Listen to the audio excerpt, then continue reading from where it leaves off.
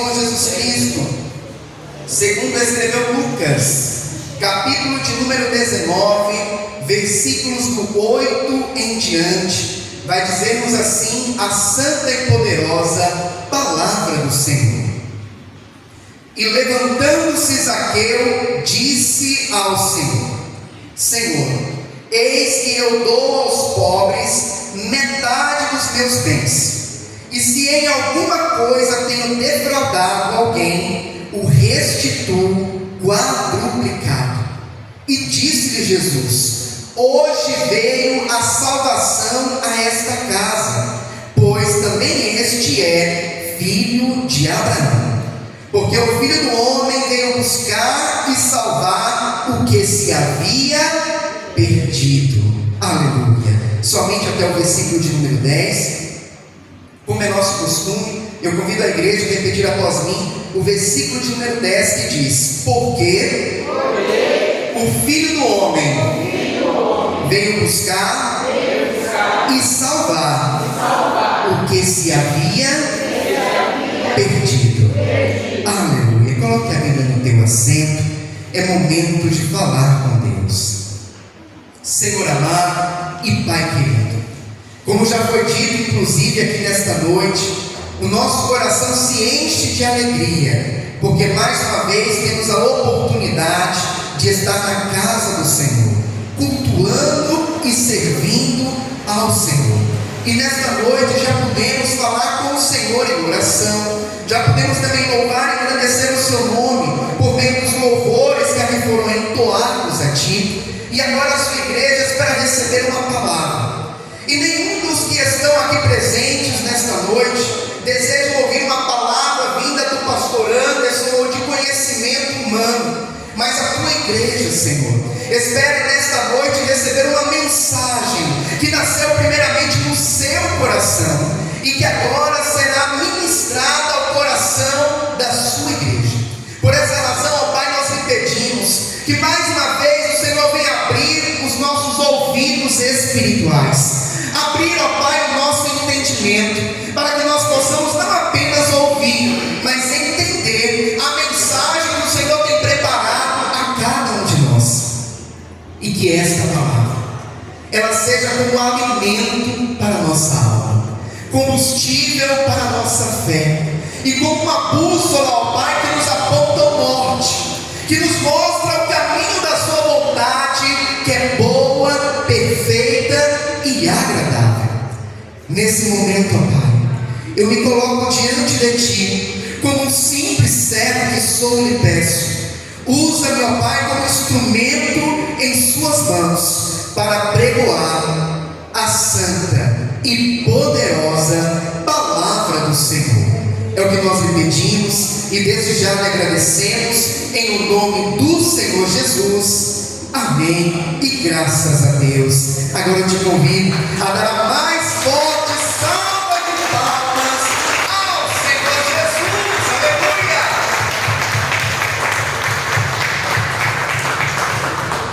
Graças a Deus. A igreja pode tomar o seu assento. Isso. Evangelho do nosso Senhor e Salvador Jesus Cristo, segundo escreveu Lucas.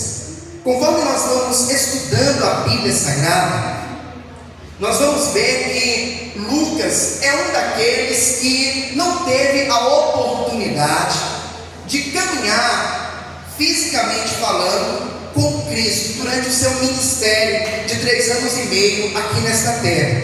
Assim como aconteceu, por exemplo, com João, com Pedro e com os demais que eram discípulos de Cristo. No entanto, Lucas ele caminhou muito lado a lado com Paulo, o apóstolo Paulo. E quando ele foi escrever este evangelho do nosso Senhor Jesus Cristo, ele coletou informações com Paulo e também com outros discípulos que caminharam com Cristo durante 3 anos e meio. Alguns estudiosos chegam inclusive a dizer que o Evangelho de Cristo, escrito por Lucas, dos 4, é um dos mais detalhados, é um dos que tem mais riquezas de detalhes, e certamente isso se dá também pelo fato de que Lucas ele era médico, era um homem homem letrado.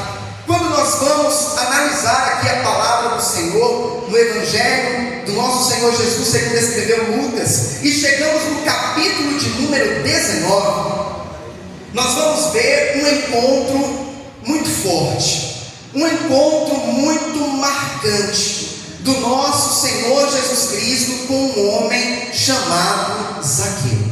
Acredito que a maioria, se não todos aqui presentes nesta noite, já leram a palavra do Senhor, aonde fala a respeito de Zaqueu, já ouviram inclusive ministrações falando a respeito de Zaqueu, e nesta noite, mais uma vez, o Senhor ele deseja ministrar aos nossos corações, falando a respeito deste encontro entre Jesus e um publicano. Sim, a palavra do Senhor vai nos falar que Zaqueu, ele era um publicano.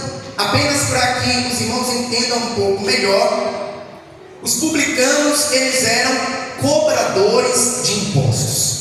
Roma, naquela época, é quem governava a região ali da Judéia, e por essa razão cobrava altos impostos, inclusive. E esses impostos eram cobrados pelos publicanos, e boa parte desses publicanos eram judeus, que se alistaram para trabalhar para Roma. Por esta razão, a maioria dos judeus viam os publicanos como traidores, viam os publicanos como desonestos. Pastor, por quê? Porque além de estarem trabalhando para Roma, que era quem estava governando a Judéia com mão de ferro, além disso, muitos publicanos tinham a fama de cobrar um valor por fora. Ou seja, além daquilo que Roma cobrava, os publicanos, alguns, cobravam um valor extra para se enriquecer. Por essa razão, alguns estudiosos vão até falar que quando um judeu via um publicano vindo na sua direção, ele mudava de lado da rua, ele balançava a sua cabeça, alguns cuspiam no chão em sinal de desprezo por aquele publicano. A palavra do Senhor vai nos falar que este homem chamado Zaqueu, ele não era apenas um publicano, mas ele era um dos chefes dos publicanos. Então aquele homem certamente era um homem rico. Financeiramente falando, é muito fácil de nós afirmarmos que é provável que não lhe faltava nada. Talvez a casa que ele morava fosse a mais bonita da rua, as roupas que ele vestia fossem as melhores e mais bonitas da época, a comida que ele comia na sua mesa, certamente ali poderia ter inclusive até algumas iguarias. No entanto, aquele homem, apesar de financeiramente falando ter tudo o que ele queria, mas aquele homem, ele era rejeitado. Aquele homem, sem dúvida alguma, era excluído. Aquele homem era visto pelos seus compatriotas judeus como um traidor, como um desonesto. E sem dúvida alguma, isso machucava o seu coração. A palavra do Senhor nos fala que aonde Jesus estava, sempre uma multidão lhe acompanhava. E os milagres de Jesus, os sermões de Jesus, começaram a ter fama, digamos assim, e a tomar uma proporção muito grande, porque aonde Jesus chegava, coxos começavam a andar, cegos começavam a ver, surdos passavam a ouvir, e até os mortos ressuscitavam.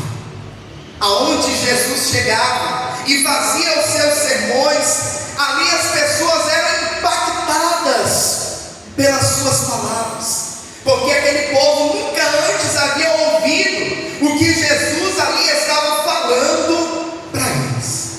E chegou certamente ao conhecimento de Zaqueu a respeito deste homem chamado Jesus, este que curava enfermos, ressuscitava mortos, libertava os oprimidos e falava o que mais ninguém outrora havia falado. E eu imagino gerando dentro do coração de Zaqueu aquela curiosidade, o desejo de conhecer Jesus. Eu preciso conhecer esse homem. Eu preciso ver quem é esse de quem tanto falam. E a palavra do Senhor vai nos contar que Jesus ia passar ali por Jericó. Jericó era onde Zaqueu vivia, morava. Apenas contextualizando, ainda nos dias de hoje, Jericó ela é considerada a cidade mais antiga do mundo. Para os irmãos terem uma ideia, Jericó ela é datada de aproximadamente 10.000 anos.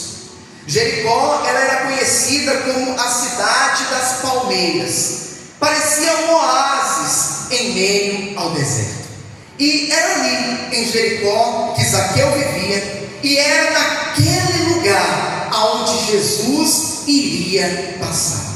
E este Zaqueu, eu imagino ele pensando consigo mesmo: eu preciso conhecer Jesus. Eu preciso ver quem é este homem, que sem dúvida alguma não é um homem comum. E a palavra do Senhor nos fala que agora ele começa a pensar na estratégia para ver Jesus. Porque Zaqueu, ele é um homem de baixa estatura. Como já dissemos aqui, aonde Jesus ia, uma grande multidão lhe acompanhava. Um grande exemplo disso é na multiplicação dos pães e dos peixes. A Bíblia fala de 5.000 homens, sem contar com mulheres e crianças. Teólogos chegam a afirmar que esse número chegaria facilmente a 20.000 pessoas. Então imagine, chegar perto de Jesus não era tarefa fácil. Chegar próximo para ver Jesus não era fácil. E Zaqueu pensa: eu vou subir nesta árvore, e quando Jesus passar por aqui, eu vou ver o Mestre. Aleluia! Aquele homem desejou conhecer Jesus. Aquele homem desejou ver o Mestre passar.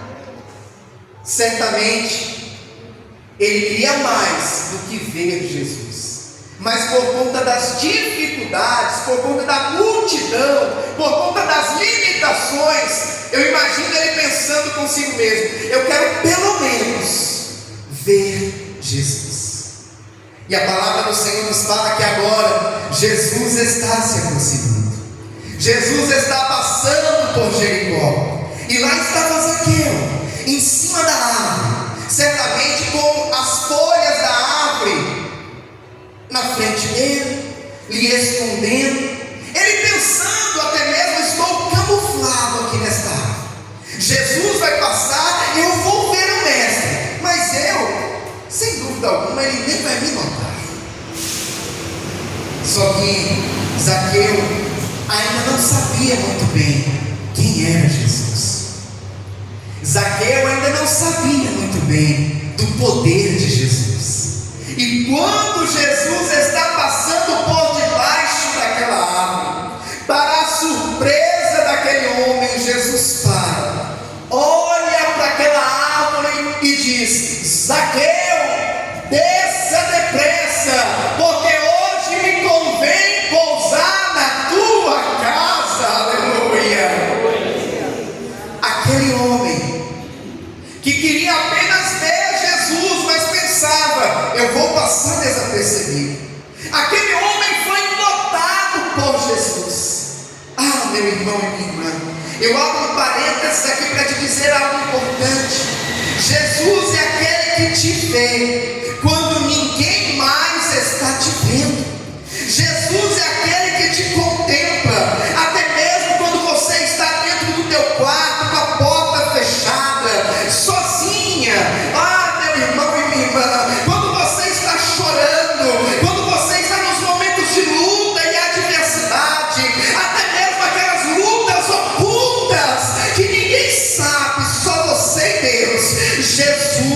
está te contemplando. Aleluia. Jesus viu Zaqueu e Jesus disse: Zaqueu, repito, Zaqueu, desça depressa. Jesus não disse: homem, publicano, desça depressa. Jesus chamou pelo nome. Jesus conhece a mim, conhece a você. Desde quando nós estávamos lá no mundo, desde quando estávamos lá no lamaçal do pecado, Jesus já te conhecia. Aleluia. Jesus já sabia o teu nome. Aleluia. Zaqueu era rejeitado. Zaqueu era visto como desonesto, traidor da pátria. Mas Jesus olha para aquele homem, chama pelo nome e ainda diz: desça depressa, porque me convém pousar na tua casa. Pastor, me explique melhor o que seria me convém. É do meu interesse. Eu quero, Zaqueu, eu quero ir na tua casa, Zaqueu. Aleluia. Ah, meu irmão e minha irmã, quando um dia estávamos no mundo, quando um dia estávamos longe de Deus, quando todos nos rejeitavam, quando éramos excluídos, ainda assim, Jesus é aquele que olhou para mim e para você e disse: olha, eu quero pousar na tua casa.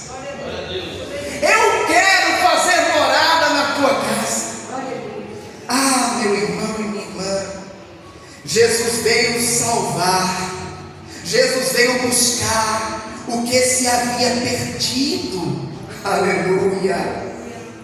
Pode ser o mais vil pecador, pode ser um assassino, pode ser um ladrão, pode ser um mentiroso, pode ser um adúltero, ou pode ser também aquela pessoa que procura ter uma vida regrada, que procura agir justamente com bondade para com o próximo. Jesus veio para nos buscar, e Jesus olha para cada um de nós.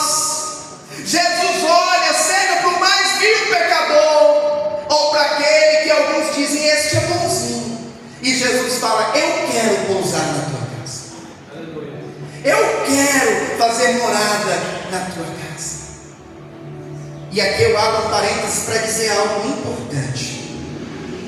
Seja um vil pecador, ou seja aquele que ao olhar humano é justo e bom, todos precisam de Jesus. Uma coisa que nós ouvimos muitas pessoas falarem assim: ah, mas eu não mato, eu não roubo, eu não traio a minha esposa, eu não minto, eu procuro ser justo. Por que eu preciso de Jesus? Porque a minha e a tua salvação não é conquistada pelas nossas obras, mas é pela graça. Graça é favor não merecido, é pelo sacrifício de Cristo na cruz, no Calvário. Por mais que isso seja duro de dizer, por mais que a pessoa seja boa, no sentido de não fazer o mal para ninguém, não roubar, não matar, não caluniar, não adulterar, se não tiver Jesus, não tem salvação. Jesus veio para salvar a humanidade, e Jesus veio para salvar aquele homem de baixa estatura que estava em cima de uma árvore, aquele publicano considerado como traidor da pátria, considerado como um homem desonesto. Jesus chega para ele e diz: me convém pousar na tua casa. Eu imagino os fariseus, eu imagino os escribas com os olhos arregalados desse tamanho e dizendo assim: mas como pode?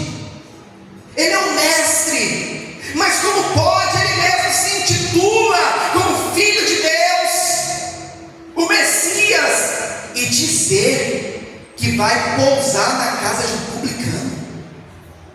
Como pode uma coisa dessa? Quem é este homem? Ah, meu irmão e minha irmã, o nosso Senhor, diferente de nós seres humanos, não faz acepção de pessoas. Ele ama a todos. Aleluia. E Jesus disse: eu quero pousar na tua casa aqui. E agora eu imagino Jesus junto com Zaqueu, os dois caminhando, indo para a casa de Zaqueu. Aleluia. Os fariseus, os escribas olhando com um olhar de espanto, de julgamento, e Jesus nem aí. Eu vou pousar na casa de Zaqueu.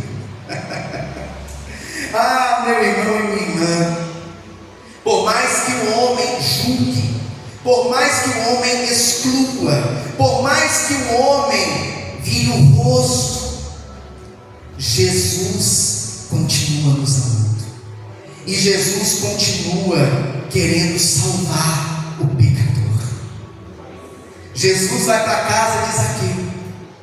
Eu imagino agora, a Bíblia não dá detalhes, mas é uma conjectura minha, eu imaginando Zaqueu com a sua família, Jesus ali também na casa de Zaqueu, eles sentados em volta da mesa, ceando, se alimentando, talvez um café, um almoço, não sei, mas eu imagino eles juntos ali na mesa, e de repente, aquele homem que queria conhecer Jesus, e que agora estava tendo um encontro com Jesus, aquele homem levanta a sua voz e diz: mestre, eu tomei uma decisão, eu vou pegar tudo que tenho, dividir, e a metade eu vou dar para os pobres. E se eu defraudei alguém, se eu fui injusto, desonesto com alguém, eu vou restituir quadruplicado. Aleluia. Ah, meu irmão e minha irmã, eu chamo a tua atenção nesta noite para essa atitude de Zaqueu, porque essa atitude ela não pode passar desapercebida, porque esta atitude ela demonstra transformação.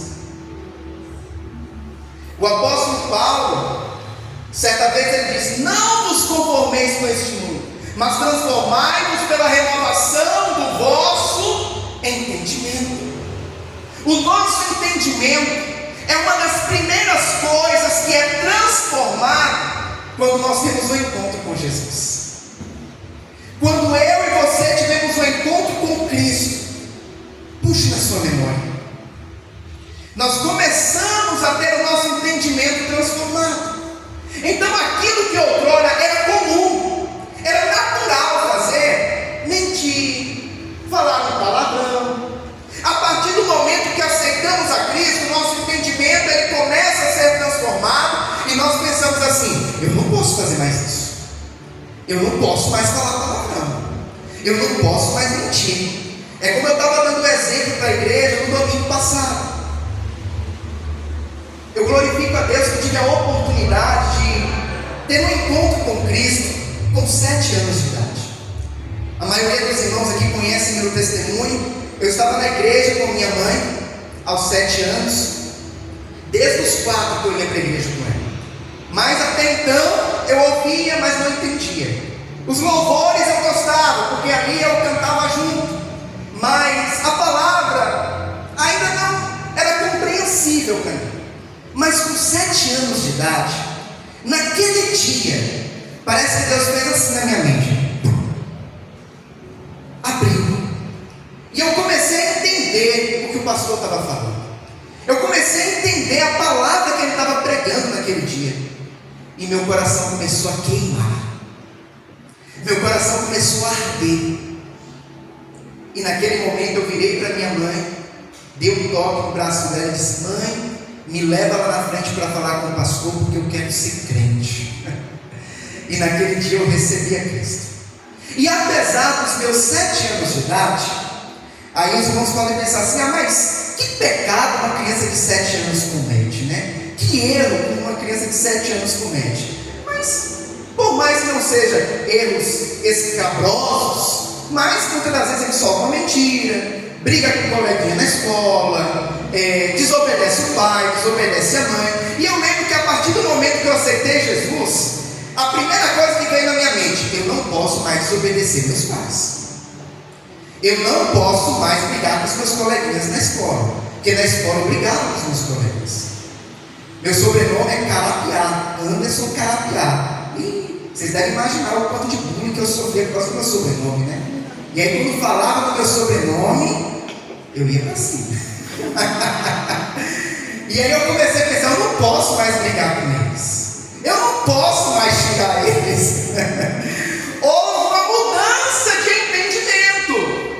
Assim acontece com todos nós quando recebemos a Jesus. A primeira coisa é a mudança do entendimento. Então houve em Zaqueu uma transformação no entendimento daquele homem, e isso foi externado pela sua atitude de querer agir com justiça, de querer agir de forma correta para com as demais pessoas. E ele disse: Senhor, eu vou dividir o que tenho e metade eu vou dar para os pobres. E se eu fui injusto com alguém, defraudei alguém, eu vou restituir quadruplicado. Isso demonstra mudança, isso demonstra transformação. E Jesus disse: hoje veio a salvação a esta casa, pois também este é filho de Abraão. Aleluia. Meu irmão e minha irmã, eu chamo a tua atenção para algo importante, algo que faz parte do nosso dia a dia, e que nós como cristãos precisamos nos atentar. Pastor, o que? A fé sem obras, ela é morta. A fé que não externa transformação e mudança, ela não é uma fé genuína. A nossa fé em Cristo Jesus, ela precisa ser externada através das atitudes que tomamos, porque senão fica algo incoerente. Imagine uma pessoa dizendo para você assim: eu amo a Jesus, eu vou na igreja, eu congrego lá na Paz e Vida do Jardim Casagrande, mas aí meia hora depois você vê aquela pessoa xingando, soltando um palavrão, brigando no trânsito, sendo desonesto com alguém. E aí você pensa assim: peraí, mas ele disse que era cristão, que amava Jesus, que frequentava a igreja. Os irmãos entendem que não tem uma coerência? A nossa fé e as nossas obras, as nossas atitudes, as nossas escolhas, elas precisam ter concordância, elas precisam ter coerência. E a partir do momento que nós recebemos a Cristo e tivemos o nosso entendimento transformado, nós precisamos compreender que as nossas atitudes têm que mudar. Nós conhecemos o texto onde Jesus ele diz, né? Vinde como estais. E essa é a mais pura verdade. Jesus fala: mentiroso, venha. Adúltero, venha. Assassino, venha. Sequestrador, venha. Venha como você está. Mas quando chegar, deixa eu te transformar, deixa eu mudar a tua vida. Não continue da mesma maneira. Haja conforme a transformação do entendimento que eu operei na tua mente, que eu operei no teu coração. Porque a transformação de Cristo em nossas vidas, o trabalhar de Deus em nossas vidas, não é de fora para dentro, é de dentro para fora. Jesus ele começa a nos mudar de dentro para fora. Eu acho interessante que quando nós vamos analisar a maneira como o oleiro ele molda o vaso de barro, eu estava ouvindo isso há algum tempo atrás, eu achei lindo. E a pessoa que estava explicando a respeito do trabalho do oleiro, ele dizia que o oleiro usa as duas mãos para moldar o vaso. Só que a mão que verdadeiramente molda é a mão que está por dentro. Ela que vai fazendo as nuances no formato do vaso. A mão que está por fora apenas dá um apoio, apenas vai dando o acabamento, mas é a mão de dentro que molda o vaso. Assim é Deus na minha e na tua vida. Ele começa a nos moldar por dentro. Ele começa a nos transformar por dentro. E quando essa transformação acontece na minha e na tua vida, transformação essa que eu saliento, ela é gradativa e constante. Eu costumo dizer que todos os dias nós nos convertemos um pouquinho mais. Jesus nos molda um pouquinho mais. No entanto, aquilo que Jesus já moldou, aquilo que Jesus já trabalhou dentro de nós precisamos ter uma coerência com isso. O velho homem tem que ficar para trás. As velhas práticas têm que ficar para trás. E agora, as nossas atitudes, elas precisam condizer com uma nova criatura. Alguém que nasceu do Espírito, alguém que nasceu da parte do Senhor, aleluia. As nossas atitudes precisam estar em coerência e concordância com a nossa fé. O apóstolo Tiago, inclusive, capítulo 2, versículo 26 da carta de Tiago, ele vai dizer assim: porque assim como o corpo sem o Espírito está morto, assim também a fé sem obras é morta. Pastor, que palavra forte. A fé sem obras, ela é morta. Nós precisamos agir como aquilo que pregamos, a fé que professamos, até mesmo porque nós precisamos ser sal da terra e luz do mundo. Aonde nós formos, as pessoas precisam olhar para nós e ver um bom testemunho. Sabia que você pode estar ganhando almas para Cristo sem sequer abrir a tua boca?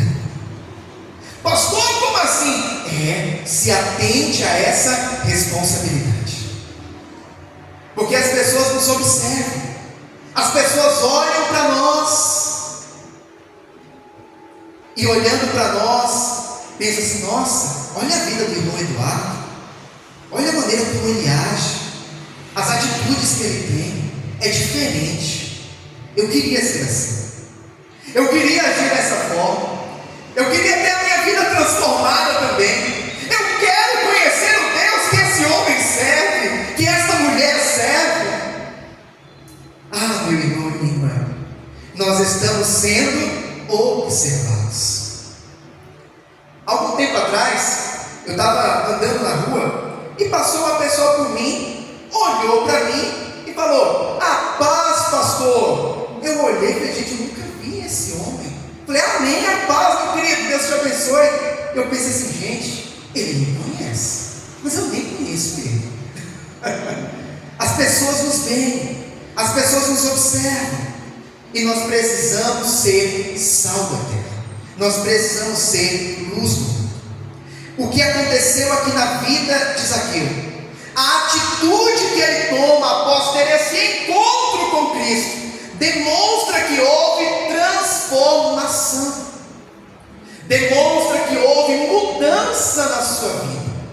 E assim precisa acontecer com cada um de nós. A nossa vida precisa ser transformada por Cristo. As nossas atitudes precisam ser transformadas por Cristo. Nós precisamos externar aquilo que nós pregamos, a fé que nós temos no nosso coração. Porque se assim nós não fizermos, essa fé não é genuína. Essa fé, ela é morta. Como o apóstolo Tiago vai dizer, a fé sem obras é morta.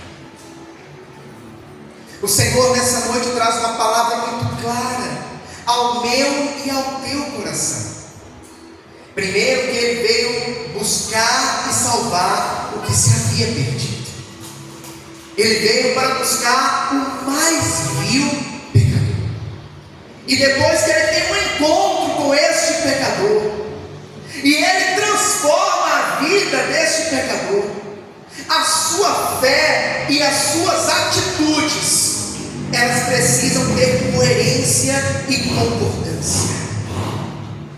É como inclusive também o apóstolo Tiago ele vai falar que de uma mesma fonte não se deve jorrar água doce e água amarga. Não pode, não dá. Ou é doce ou é amargo, ou é doce ou é salgado, mas não dá para ser as duas coisas.